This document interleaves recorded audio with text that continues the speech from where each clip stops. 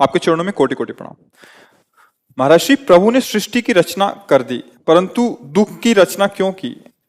प्रभु ने सृष्टि की रचना नहीं की, प्रभु सृष्टि बने हैं।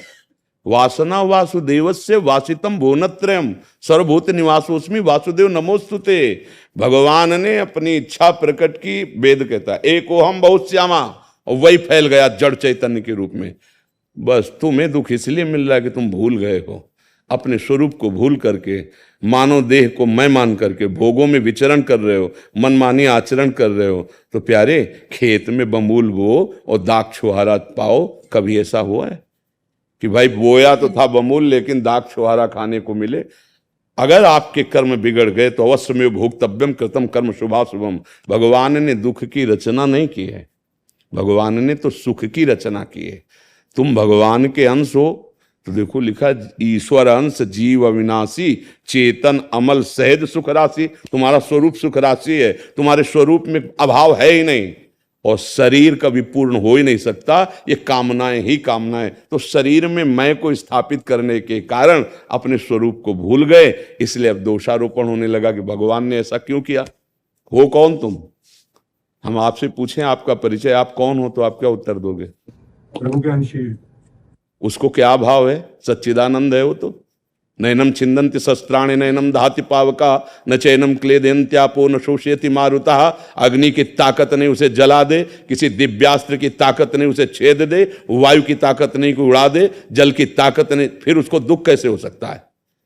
तो वाणी से तो बोल दिए भगवान, लेकिन आप हो देह में, तभी आपको चिंता और शोक और कामनाएं और भोग वासनाएं जला रही हैं। अंदर से आप देख लीजिए, अभी तक जलाती रही हैं, अब भी हैं। इन दुश्मनों को बिना रौंदे सेना मेहनत करती है, तिलक राजा का होता है। इंद्रियां, मन बुद्धि आदि ये गलत मार्ग में जा रहे हैं, इनको सत्य में स्थापित कर दो, आप राजा हो। अभी आप स्वराज्य पर स्थित होते ही सब दुखों की निवृत्ति हो जाए, क्योंकि आपको कोई दुख छू नहीं सकता। सृष्टि में पैदा नहीं हुआ दुख जो आपको छू सके। और भगवान पहले कह रहे हैं कि देखो, इस कमरे में जाओगे तो इसका नाम है दुखालयम। संसार को क्या लिखा है? दुखालयम अशाश्वतम। मेडिकल स्टोर में जाओ, बोलो 250 ग्राम जरा रबड़ी देना, तो आपकी तरफ देखेगा, कहेगा दिमाग ठीक है आपका? कहेगा कि नहीं कहेगा? तो आपको क्यों, दुकान तो है, बोले दुकान है लेकिन दवा की है। तो इस संसार का नाम भगवान ने क्या रखा है जानते हो? इसका नाम जानते हो? इस संसार का क्या नाम है? मृत्युलोक।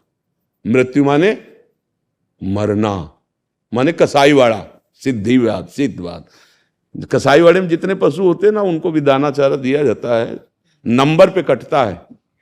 ऐसे ही नंबर आने दो, विध्वंस कर देगा। कोई भी हो, महात्मा हो चाहे दुरात्मा हो, इस शरीर पर उसका प्रहार होगा।